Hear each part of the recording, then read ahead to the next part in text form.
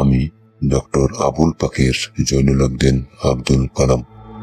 আজকে আমি তোমাদের আমার শৈশবকালের ঘটনা শোনাতে যাচ্ছি। আমি জন্মগ্রহণ করেছিলাম তৎকালীন মাদ্রাজ রাজ্যের রামেশ্বরমের দ্বীপ শহরে একটি মধ্যবিত্ত তামিল পরিবারে। আমি ছিলাম একটি ছোটখাটো ছেলে, বেশ কিছুটা সাদামাটা চেহারা। জন্মগ্রহণ করেছিলাম লম্বা ও সুদর্শন পিতামাতার কোলে।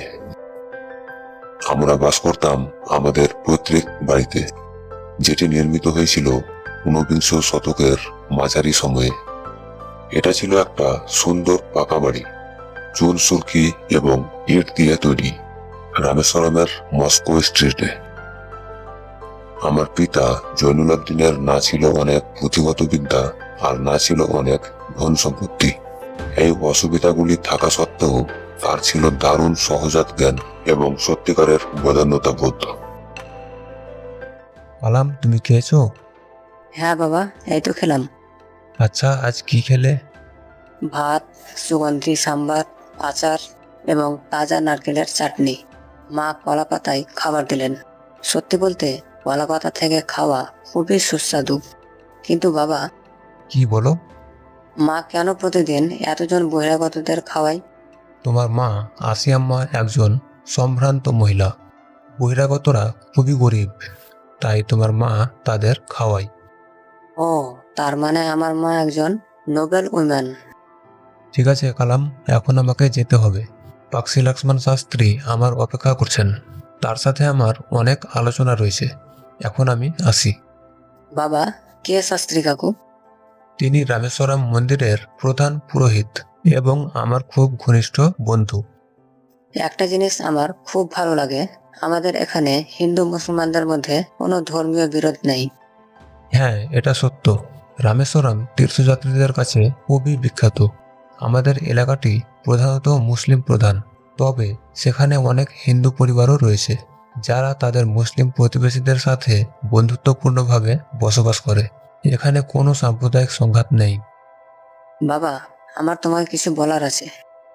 হ্যাঁ, বলো। বাবা, তুমি আমাকে প্রতিদিন সন্ধ্যার নামাজের জন্য পুরনো মসজিদে নিয়ে যাও। তবে সেখানে বিবৃত আরবি প্রার্থনার অর্থ সম্পর্কে আমার ক্ষীণ ধারণা নেই। তবে আমি সম্পূর্ণরূপে নিশ্চিত যে সেই প্রার্থনাগুলো ঈশ্বরের কাছে পৌঁছয়। তোমার এই বয়সে এটুকুই যথেষ্ট বাছা।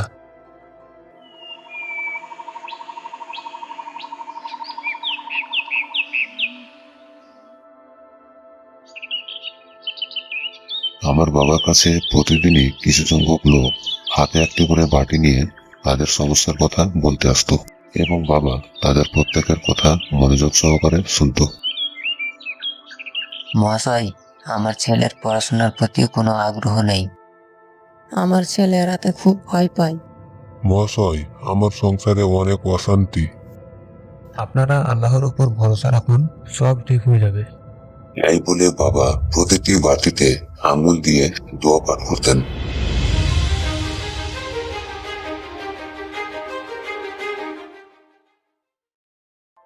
এই জল বাড়ি নিয়ে গিয়ে খাওয়ান, এতে আল্লাহর রহমত রয়েছে, সবকিছু ঠিক হয়ে যাবে। আপনাকে আপনাকে অনেক অনেক ধন্যবাদ। আল্লাহ আপনার মঙ্গল করুন। আমাকে না, ধন্যবাদ জানান একমাত্র আল্লাহকে, যিনি দয়াময়। আমি এতক্ষণ গভীর মনোযোগ দিয়ে সব দেখছিলাম। বাইরের লোকজন চলে যেতেই বাবাকে জিজ্ঞাসা করলাম, বাবা, আপনি এইমাত্র যে প্রার্থনা করলেন তার কি কোনো প্রাসঙ্গিকতা রয়েছে? প্রার্থনার মধ্যে রহস্যময় কিছু নেই, বরং প্রার্থনা মানুষের মধ্যে আত্মার সংযোগকে সম্ভব করে তোলে। যখন তুমি প্রার্থনা করো, তুমি তোমার দেহকে অতিক্রম করে মহাবিশ্বের একটি অংশ হয়ে পড়ো, যা সম্পদ, বয়স, বর্ণ বা ধর্মের কোনো বিভাজন জানে না। বাবা, যারা তোমার কাছে সাহায্য ও পরামর্শের জন্য এসেছিল তাদেরকে তুমি কেন এই কথাগুলো বলছো না?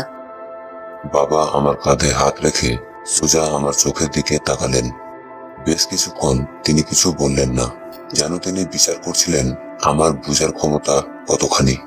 তারপর তিনি নিচু ও গভীর কণ্ঠে উত্তর দিলেন, যখনই মানুষ নিজেকে একাকী মনে করে, স্বাভাবিক প্রক্রিয়া হিসাবে তারা সঙ্গ খুঁজতে শুরু করে। যখনই তারা সমস্যার মধ্যে পড়ে তারা তাদেরকে সাহায্য করার জন্য কাউকে খোঁজে। যখনই তারা কোনো বাধার সম্মুখীন হয় তারা এমন কাউকে খুঁজে যে তাদেরকে নিষ্ক্রমণের পথ দেখাবে। প্রত্যেকটি বারবার ঘটে যাওয়া মানসিক যন্ত্রণা, ইচ্ছা এবং আকাঙ্ক্ষা খোঁজে তার নিজের বিশেষ সাহায্যকারীকে। সেই সমস্ত মানুষের কাছে যারা পীড়িত অবস্থায় আমার কাছে আসে, আমি হলাম কেবলমাত্র একটি মাধ্যম, প্রার্থনা এবং অঞ্জলি দিয়ে দানবীয় শক্তিকে প্রশমিত করার প্রচেষ্টাই। এটা আদৌ কোনো সঠিক পদক্ষেপ নয় এবং কখনো অনুসরণ করাও উচিত নয়। সবাইকে অবশ্যই একটি ভয়ের মধ্যে পার্থক্য বুঝতে হবে।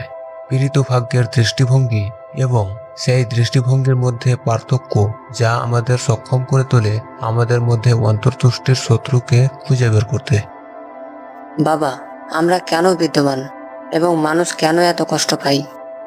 মানুষ তার নিজের সময়ে, তার নিজের জায়গায়, যে জায়গায় তিনি প্রকৃতপক্ষে আছেন এবং যে স্তরে তিনি পৌঁছেছেন, তা ভালো হোক বা খারাপ, প্রতিটি মানুষ হলো একটি বিশেষ উপাদান স্বর্গীয় সত্তার সামগ্রিক প্রকাশের মধ্যে। সুতরাং কোনো কঠিন পরিস্থিতি, কষ্ট এবং সমস্যাকে কেন ভয় পাবো? যখন সমস্যা আসে তখন তোমার কষ্টের প্রাসঙ্গিকতাকে বোঝার চেষ্টা করো। প্রতিকূলতা সর্বদাই অন্তর্দৃষ্টির সুযোগ এনে দেয়। শৈশবে আমার বাবার প্রশ্নের উত্তর আমাকে এক অদ্ভুত শক্তি ও উদ্দীপনায় ভরিয়ে দিয়েছিল। আসলে আমি আমার সারা জীবনে আমার বিজ্ঞান ও প্রযুক্তির জগতে আমার বাবাকে অনুসরণ করার চেষ্টা করেছি।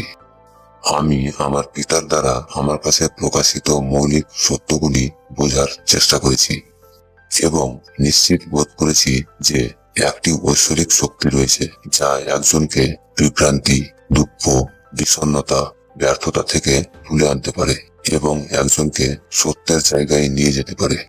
একবার যখন কোনো ব্যক্তি তার মানসিক ও শারীরিক বন্ধন ছিন্ন করতে সক্ষম হয়, সে তখন স্বাধীনতা, সুখ এবং মানসিক শান্তি লাভ করে।